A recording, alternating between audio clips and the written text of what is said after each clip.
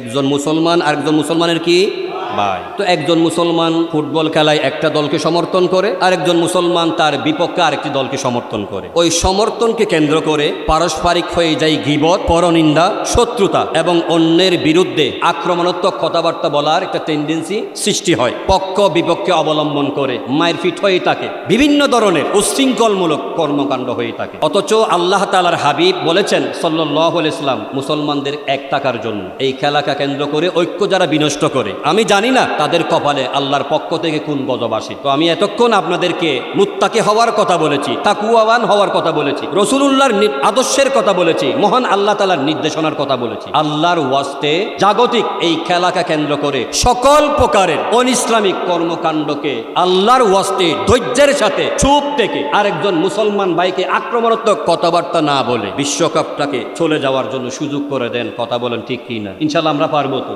আল্লাহ তাআলা আমাদের সকলকে কবুল করুক, আমিন।